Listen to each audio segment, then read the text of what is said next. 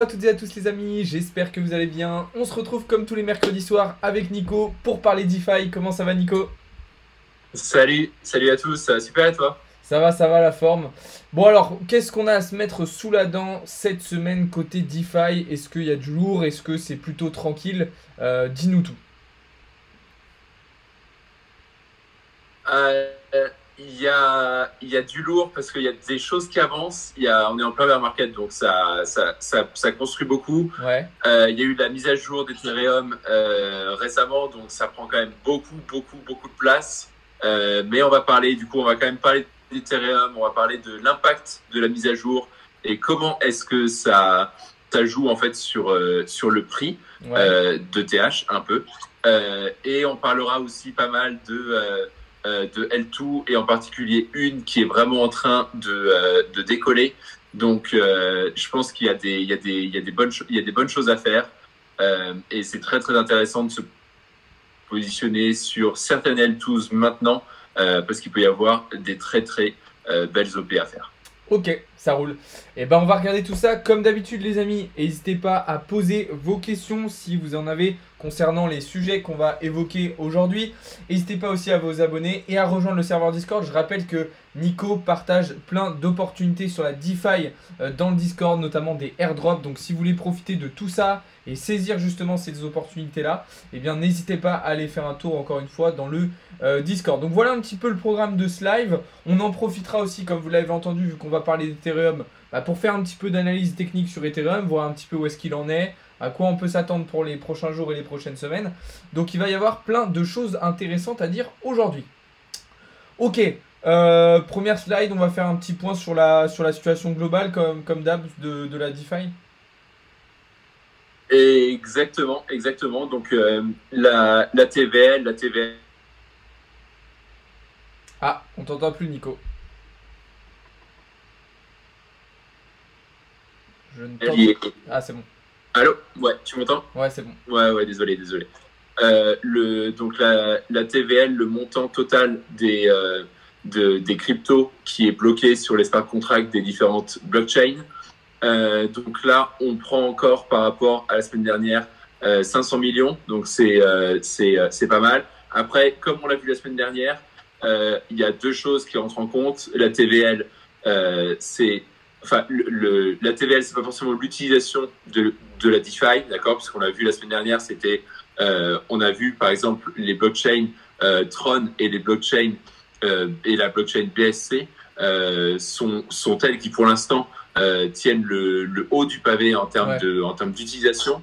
Donc du coup, c'est pas forcément c'est un très bon indicateur la TVL, mais c'est pas le seul indicateur. La deuxième chose, c'est que la TVL étant aussi historiquement liée à Ethereum, Ethereum a beaucoup pris ces dernières semaines et donc forcément la TVL augmente aussi Ouais. de la même manière. En fait, c'est pas forcément c'est un très bon indicateur, mais c'est pas le seul indicateur. C'est l'indicateur qu'on utilise principalement. Ça montre quand même la santé, on va dire, de la DeFi. Mais je pense que pour les prochains lives, on sera encore plus précis et on mettra aussi un peu plus d'utilisation sur la DeFi et les différents protocoles. Néanmoins, ça reste toujours bon signe. Ça montre que même si la TVL, même s'il n'y a pas de nouvelles applications qui sont créées, ça montre euh, que les utilisateurs en fait laissent leur token sur les smart contracts. Ça montre qu'il y a de la confiance et c'est quand même un bon indicateur pour montrer que la DeFi, ça fonctionne bien et les gens sont plutôt rassurés et on prépare très probablement un futur bear market, un futur bull market, pardon. Tu m'as fait peur. L'horaire. Tu m'as fait peur. Ah, ok, non, ouais, L'horaire. c'est ça. C'est un chiffre qu'il faut comprendre. Il faut comprendre et il faut le remettre dans son contexte, évidemment. Comme toujours, hein, ça, on vous le répète. Mais c'est vrai que c'est quand même assez représentatif, voilà, de l'activité actuelle du secteur. Et forcément, du coup, ça fait plaisir de voir des chiffres comme ça. Donc, comme vous le voyez actuellement à l'écran, c'est ce que vous a dit Nico. Ok.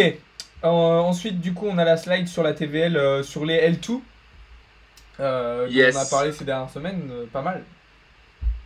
On en parle de plus en plus, mais je l'ai dit, on le redit en fait à chaque live. 2023, c'est l'année des L2, c'est l'année où vraiment ça décolle. C'est resté très calme pendant pas mal de temps. Et depuis Optimisme et surtout depuis l'airdrop d'Arbitrum, tout est monté en flèche. L'airdrop d'Arbitrum, on le rappelle quand même, hein, c'est 1 milliard de tokens, 1,7 milliard de tokens qui ont été distribués. Donc en fait, c'est le plus gros airdrop qui ait jamais eu lieu de l'histoire des airdrops. Donc ça a fait énormément parler et en fait, ça a ramené beaucoup d'utilisateurs dans cette blockchain. On le rappelle, les L2s sont en fait donc des protocoles de couche 2 qui viennent se superposer en fait sur des protocoles de couche 1, principalement Ethereum. Ethereum est très sûr et plutôt décentralisé. Le problème d'Ethereum, c'est que c'est une blockchain qui est incapable d'effectuer ou d'absorber un nombre important de transactions. Et en fait, les L2s profitent de la sécurité et de la décentralisation d'Ethereum et en plus rajoutent cette couche de transactions, ce qui fait que les transactions sur les L2, les frais de transaction, les frais de gaz sont très très faibles par rapport à ce qu'on peut voir sur Ethereum, où pour bouger Dieu sait quoi, pour faire la moindre opération, tu peux rapidement payer 5, 10, 15 dollars de frais de gaz, alors que sur certaines L2s, Arbitrum en particulier, je m'en servais encore ce matin, tu payes 0,5 de transaction. C'est toujours 0,5, mais c'est sans commune mesure en fait par rapport à ce qu'on a pu connaître sur Ethereum. Ok. Donc donc on garde encore ce fameux indicateur de TVL. Il est plus représentatif sur les L2s que sur que sur la DeFi d'une manière générale, pour la simple et bonne raison qu'il y a moins de tokens sur les L2. Ouais. Ce qui dit moins de tokens dit aussi moins d'historique. Donc ça veut dire que c'est aussi un peu plus représentatif que un jeton qui historiquement, et on prend par exemple le cas d'Ethereum qui a littéralement explosé ces dernières années par rapport au début des indicateurs de TVL 2017-2018 qui a explosé pendant le DeFi Summer en 2020.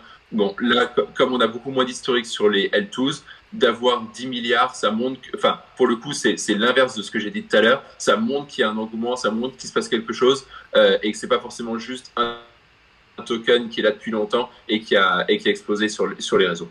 Ok, ça marche. Bah ouais, non, c'est très clair. C'est effectivement dans la continuité de ce qu'on dit depuis quelques semaines, comme tu l'as très bien précisé.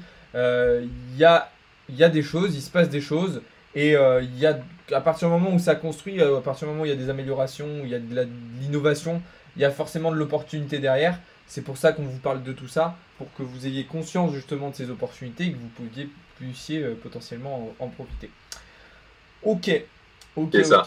Alors, ensuite... Et puis on prend 10% de TVL, donc c'est plutôt très bon signe. Et ça montre que les L2 sont vraiment en train de prendre le pas sur la DeFi. On en parlera dans le deuxième thème de ce live. Ça roule.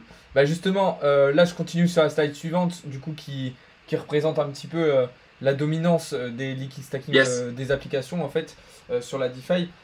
Qu'est-ce que tu peux nous dire là-dessus? Exact. En fait, là on aborde vraiment le cœur du live, je pense, qui est cette mise à jour d'Ethereum qui a eu lieu, si je dis pas de bêtises, la semaine dernière, ou le 12 ou le 13, le 12 il me semble.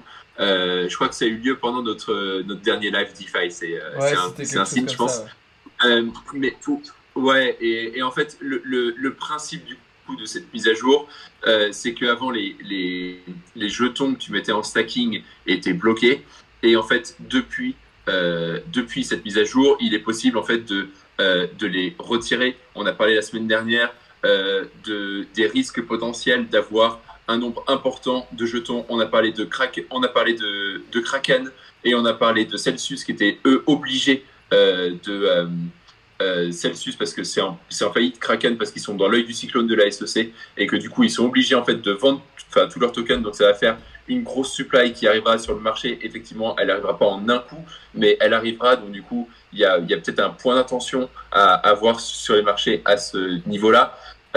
Et en fait le premier point, je pense, de ce live, c'est de montrer l'importance en fait de Lido. Lido, c'est le protocole leader de tout ce qui est liquid stacking, donc les applications qui te permettent de stacker facilement de l'Ethereum sans avoir forcément à avoir un node ou sans avoir besoin d'avoir 32 ETH, puisque normalement c'est le minimum qu'on te demande, c'est d'avoir 32 ETH. Et en fait, certaines applications, dont Lido, la deuxième leader, étant, alors c'est surprenant, c'est Coinbase Wrapped, mais celle que j'avais en tête, c'était plutôt Rocket Pool, qui permettent en fait de mettre des stackers, des propriétaires d'ETH ensemble et de permettre de créer des nouveaux nodes et de stacker en fait 32, de mettre des propriétaires d'ETH ensemble sans avoir besoin d'avoir 32 ETH, parce que 32 ETH ça commence à faire une grosse somme. Donc ces protocoles-là servent pour pouvoir en fait stacker de l'ETH. Évidemment, ils prennent une com dessus. Et ce qu'on se rend compte en fait avec ce chart, c'est que Lido en fait c'est 75%, donc c'est 3/4 en fait du montant total de toutes les liquid stacking apps qui existent. Et on le voit même sur le tableau du dessus, sur le premier slide, mais en fait c'est 23% aujourd'hui. Lido c'est 23% de la DeFi au global en termes de TVL. Donc c'est vraiment colossal. C'est ce qu'on voit, c'est le chiffre en vert qu'il y a en bas à gauche sur le chart que tu montrais. Mais ouais, non, c'est un chiffre qui est absolument colossal. La domination de cette app, elle est folle. Le token Lido a aussi largement profité en fait de la mise à jour d'Ethereum. Donc il s'est passé beaucoup de choses cette semaine, en particulier sur ce token. Ouais, c'est vrai que même chose, en fait, c'est aussi quelque chose dont on parle au fur et à mesure des semaines et qui revient dans les conversations. Et plus ça va, plus ça se confirme. Le token, effectivement, on l'avait analysé, on avait vu les belles performances. Et là, on voit quand même, enfin, c'est les 3/4 du marché, en fait. C'est 3/4 des parts du marché que Lido, enfin, je dis parts du marché, c'est pas exactement ça, mais dans l'idée, tu vois ce que je veux dire. Mais c'est assez fou quand même. Moi, j'aurais pas. Enfin, si tu m'avais posé la question avant, j'aurais pas pensé que ça soit autant. Euh, Surtout que oui, on voit que derrière, tu l'as dit, à part Coinbase, Warped et Rocket Pool, t'as pas de gros concurrents, j'ai envie de dire. Ouais, ils sont vraiment ils sont très loin derrière. Il y a trois applications, il y a trois applications, dont une qui a une domination totale sur ce marché-là. Et après, qui laisse vraiment que des miettes vraiment au reste de la concurrence, quoi. Et Donc c'est très important. Est-ce que justement, c'est pas problématique un peu d'avoir alors je dis là, c'est le cas de Lido, mais en général, on dit par exemple dans la crypto, on dit que ça peut être problématique si Binance a une trop grosse part de marché. Est-ce que là, par exemple, sur la DeFi, c'est problématique si Lido concentre justement à lui seul trop de choses? Est-ce que ça peut avoir un effet négatif ou est-ce que ça n'a pas forcément d'impact? Bah, en fait, ça a forcément un impact négatif. Le premier impact négatif, le premier impact auquel tu penses naturellement, en fait, c'est la centralisation. C'est ça. C'est-à-dire qu'en gros, le nombre de nodes en fait que Lido doit créer en fait pour absorber ce nombre de jetons très important. En fait, tous ces nodes, en fait, c'est Lido qui les détient avec les ETH de ses utilisateurs, mais les nodes, ils fonctionnent au nom de Lido. Donc ça veut dire qu'en fait, ça amène une énorme centralisation du protocole, du fait de cette part de marché qui est absolument colossale, en fait. Ouais. Okay. Donc c'est un problème pour le fonctionnement d'Ethereum dans le sens où ça amène une grande centralisation. Et on le rappelle, si si un protocole, si une application, si un utilisateur détient plus de 49% du réseau, en fait, il peut faire et valider n'importe quelle transaction sur le réseau, en fait, y compris des transactions frauduleuses. Ouais. Donc, c'est un énorme risque. C'est un énorme risque. Après, j'ai envie de te dire, c'est le jeu de la technologie. On n'utilise qu'un seul moteur de recherche, c'est Google. Il n'y a pas les autres parce qu'en fait, c'est le plus performant, c'est le plus intuitif. C'est la meilleure UI, c'est-à-dire en gros juste une barre de recherche. C'est celui qui te donne les meilleurs résultats. Personne n'utilise Bing, personne n'utilise Yahoo Search, tu vois. Donc c'est le jeu de la technologie qui est un peu la philosophie de winner takes all, quoi. Et Lido, en fait, c'est ça. Lui, elle est simple. C'est relativement facile pour stacker ses ETH. Donc en fait, aujourd'hui c'est le meilleur produit. Ouais. Mais l'avantage, c'est que c'est le meilleur produit. L'inconvénient, c'est que c'est le meilleur produit. C'est ça. Mais souvent, c'est ça le problème. C'est que, ouais, voilà, comme tu l'as dit, c'est la loi du plus fort. Donc, celui qui répond au mieux à tous les problèmes, c'est lui que la plupart des gens utilisent. Après, il y a des petites différences qui peuvent se jouer sur autre chose, mais là, en l'occurrence, ça fait beaucoup. Ok. Très intéressant sur cette partie.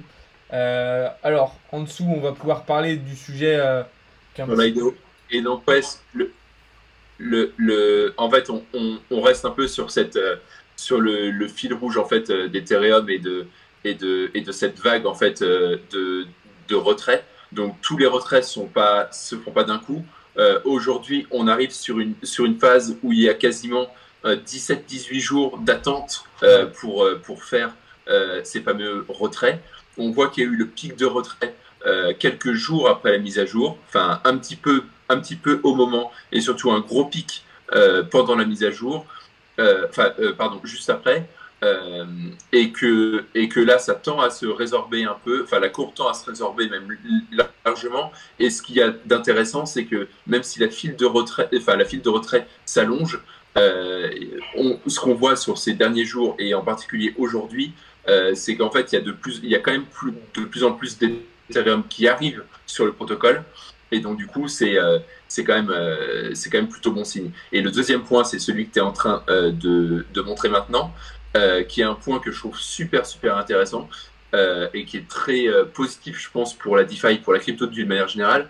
C'est qu'en fait, les montants, l'état des retraits en fait, d'ETH qui sont retirés, c'est pas le principal. Donc, ça veut dire que tu stacks, mettons, 10 ETH et tu en récupères au bout de 2 ans, mettons que tu stacks à 5%, au bout de 2 ans, tu récupères un ETH, mettons. En fait, c'est pas les 10 ETH de base qui sont retirés, c'est l'ETH supplémentaire qui apporte en fait de la liquidité supplémentaire. En fait, c'est les intérêts qui sont retirés, c'est pas le principal. Si on doit parler en termes de taux d'emprunt, par exemple. Et donc, du coup, en fait, c'est hyper bien parce que ça veut dire que on garde cette couche de sécurisation supplémentaire de nombre de TH qui sont stackés.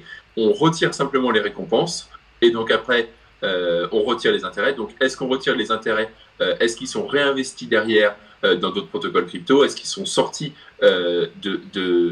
simplement des cryptos et qui sont convertis en USDT, en USDC? Est-ce qu'ils sont sortis des cryptos? Ça, c'est encore un autre problème. Mais effectivement, il y a de la liquidité supplémentaire en fait, qui a été générée. Et c'est uniquement cette liquidité-là qui est sortie.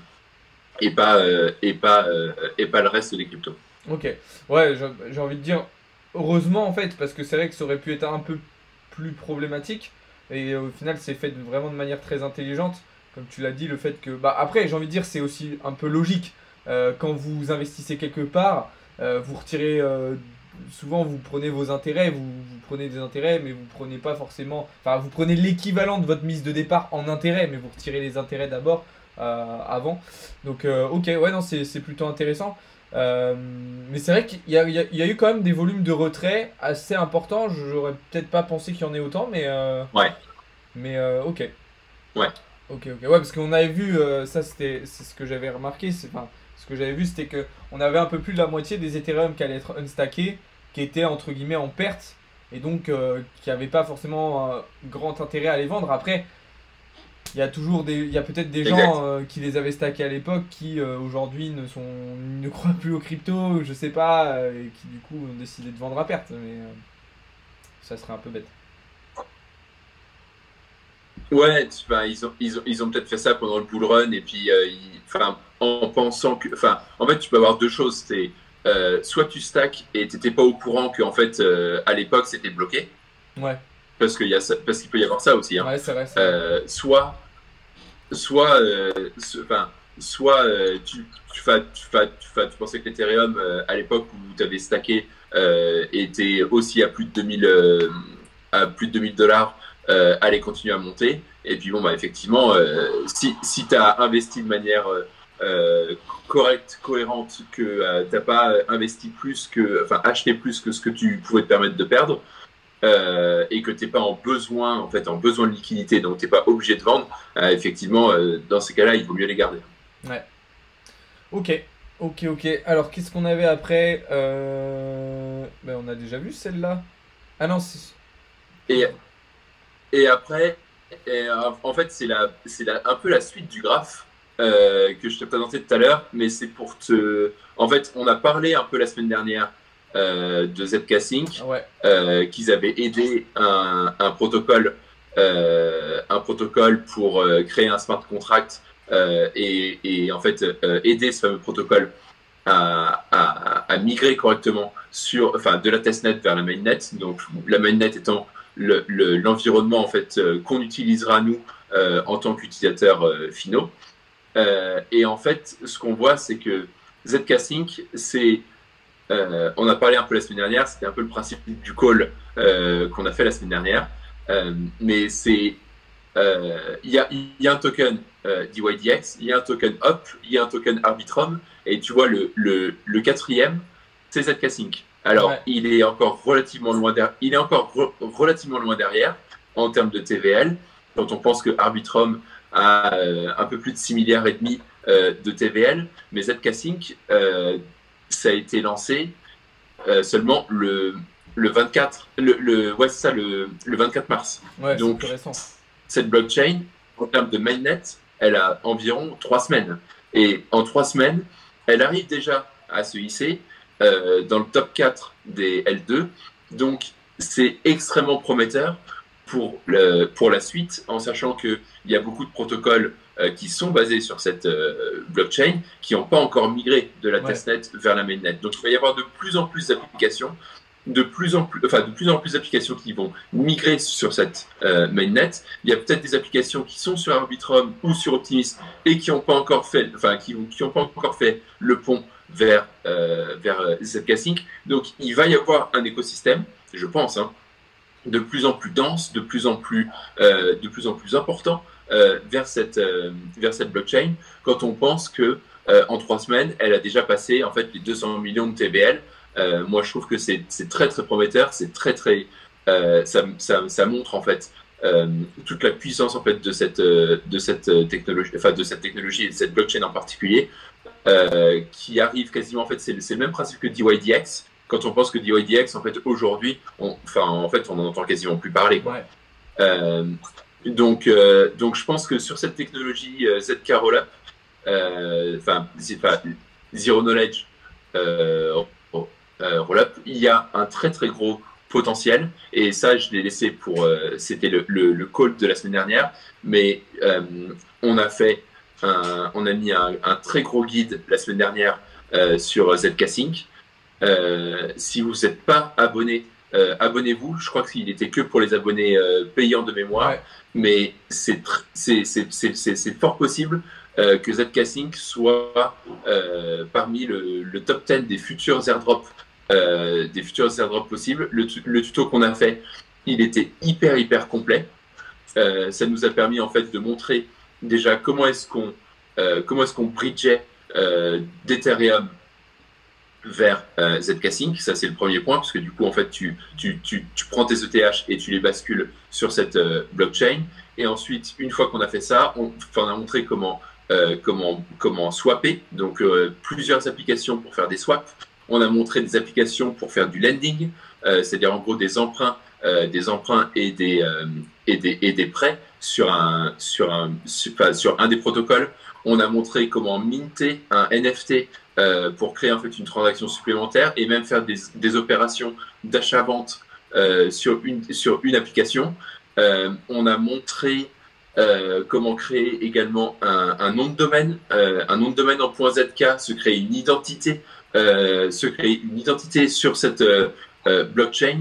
Donc tout ça, enfin, le tuto était très très complet et je suis intimement convaincu, mais ça c'est mon avis, que en faisant en fait toutes ces opérations sur la blockchain, ZK Sync ERA, il y a de très très grandes chances qu'on maximise en fait nos chances d'être éligible à un airdrop, ce qui est fort possible, enfin ce qui devrait arriver dans les semaines, dans les mois à venir.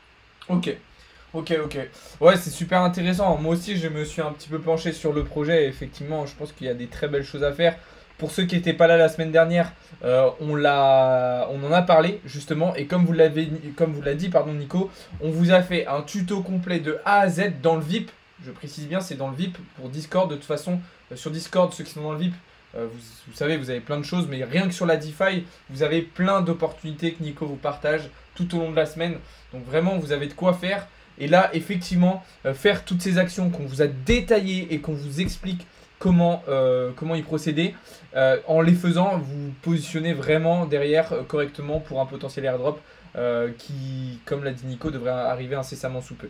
Donc allez voir ça, tout est dans le Discord, encore une fois, tout est expliqué, le lien est dans la bio et dans la description. Donc voilà, je vois que Aqua demandait dans le chat où était le lien du tuto. Tu vas sur le Discord Aqua et tout est expliqué là-bas. Donc voilà. Et bah écoute Nico, je pense qu'on a fait on a créé des channels en fait dédiés airdrop par airdrop, parce qu'en fait c'est possible que parfois on fasse des actions et ensuite on refasse des actions. Donc pour la simplicité en fait et la fluidité pour pouvoir suivre en fait les actions facilement, on a créé un channel. En fait, on a créé un channel et un fil en fait dédié, airdrop par airdrop, projet par projet, pour pouvoir en fait garder l'historique si tu commences maintenant et qu'on rajoute des opérations plus tard, pour que tu puisses garder en fait le fil en fait des différentes étapes du projet et des différentes actions. Tout ça est dans DeFi et dans éducation DeFi. C'est ça, et puis comme vous le dit Nico, voilà, c'est-à-dire qu'on ne vous balance pas, et ça que ce soit sur la DeFi, le trading, quoi que ce soit, on ne vous balance pas une opportunité et puis après on vous débrouillez. Non, on vous explique comment faire et après on vous fait un suivi de cette opportunité, que ce soit un airdrop ou autre chose. C'est-à-dire que si entre le moment où on vous l'envoie et le moment où ça arrive, il y a des choses à faire, il y a des actions à faire, des trucs à changer, on vous tient au courant, on vous explique, on vous accompagne. Donc vraiment, vous n'êtes pas du tout lâché dans la nature. Donc encore une fois, tout ça, c'est dans le Discord. Je vous laisse aller voir tout ça, les amis. Vous avez le lien en bio et en description. Donc voilà, est-ce qu'il y a des questions dans le chat un petit peu sur les sujets qu'on a pu aborder ce soir, sur la DeFi, sur Ethereum, sur la mise à jour Ethereum, sur ZK Sync? Est-ce que vous avez des petites questions? Est-ce que vous voulez qu'on revienne sur certains éléments? Dites-nous un petit peu, ça peut être l'occasion de discuter pour cette fin de live de ces différents sujets. Je vous laisse me dire dans le chat, et s'il n'y a pas de questions, ben on pourra s'arrêter là pour aujourd'hui. Mais en tout cas, c'est plutôt intéressant. C'est plutôt intéressant cette activité, on voit qui foisonne, j'ai envie de dire, dans l'écosystème DeFi et qui fait du bien de toute façon à l'écosystème crypto dans son intégralité, hein. C'est aussi grâce à j'ai envie de dire les sous-secteurs de la crypto, même si ça c'est pas vraiment des sous-secteurs, mais c'est grâce à ces activités-là sous-jacentes que derrière on aura un écosystème crypto plus fort, plus performant et qui permettra aussi de faire venir beaucoup plus de monde dessus. En fait, il y a deux problèmes avec les cryptos. C'est la complexité technique. Deux, c'est l'UI. L'UX UI, quoi. Enfin, l'expérience utilisateur, les interfaces. Les interfaces, franchement, je sais pas ce que les gens foutent, parce que c'est toujours autant. En termes d'expérience, c'est toujours aussi compliqué. En revanche, en termes de tech, les L2s en particulier, je sais que j'en parle beaucoup, mais c'est quelque chose auquel je crois beaucoup. En fait, ça permet vraiment en fait de faciliter les transactions, de les rendre beaucoup moins chères. Et donc, du coup, c'est un gros catalyseur à l'adoption massive des cryptos à terme. Ouais, ouais, je suis tout à fait d'accord. Je suis tout à fait d'accord. Et du coup, ouais, pour répondre à ta question, à quoi? Oui, il y aura la replay, le replay du live. Je vais vous le mettre juste après sur YouTube. Donc comme ça, s'il y en a certains d'entre vous qui n'ont pas pu voir le début, bah, vous pourrez aller le voir. Et dans tous les cas, les rediffs à chaque fois, vous les met sur YouTube. Donc même les lives précédents qu'on a fait avec Nico, vous pouvez aller les voir. Il y a Mathéo aussi qui fait des lives sur la DeFi, sur les réseaux de blockchain capital. Donc vous pouvez aller voir aussi si la finance décentralisée vous intéresse. Vous avez largement de quoi faire. Donc voilà. Voilà. Et ben je pense qu'on a fait le tour. Complexité technique auquel... Ah oui d'accord, ok. Super message de... D'accord, c'était juste un gros rageux. Complexité... Bah si, tu vois justement Mimoun, si tu suivais un petit peu ce qu'on fait, on est justement là pour répondre à ces complexités techniques et pour vous accompagner pour les franchir ces obstacles qui peuvent, enfin pour ces complexités qui peuvent être des obstacles pour certains. Salut Ludo. Pourtant Binance et BitGet ont fait ça en centralisé, mais le DeFi est bien de faire ça en décentralisé, tu confirmes? Alors après, Binance et BitGet, ce sont justement des exchanges en fait. C'est des exchanges. Ça veut dire qu'ils ne sont pas là juste pour faire de la DeFi, Binance et BitGet. Ils sont là pour faire du trading, ils sont là pour faire du spot, ils sont là pour proposer des produits dérivés, potentiellement aussi du stacking. Donc effectivement, tout ça est centralisé. Mais bien sûr que dans tous les cas, quelle que soit l'activité que vous souhaitiez faire sur la DeFi, en crypto, le mieux c'est d'aller sur des décentralisés. Pour plein de raisons évidentes, mais c'est vrai. Maintenant, comme l'a très bien dit Nico à l'instant, le problème c'est que forcément, qui dit décentralisation, dit un parcours client un petit peu plus compliqué. Et c'est pour ça qu'aujourd'hui, la majorité des gens qui arrivent sur la crypto vont sur Binance ou des exchanges centralisés, parce que c'est ludique, parce que c'est intuitif, parce que c'est simple d'utilisation. Et du coup, pour quelqu'un qui débute, c'est effectivement la première étape. Mais c'est vrai que derrière, si vous avez la curiosité et l'envie d'aller un peu plus loin, ça peut être intéressant d'aller sur des choses décentralisées. Et ouais. Je vais même rajouter un deuxième point là-dessus. Tu peux, même quand tu fais de la finance décentralisée, et que tu veux faire du stacking, tu peux confier tes tokens à des nodes, en fait à des validateurs qui sont Binance, Kraken ou Coinbase. Ces nodes-là, ils sont visibles, ils récupèrent des tokens. Ah, on a perdu la connexion avec Nico. Est-ce que tu nous entends toujours, Nico?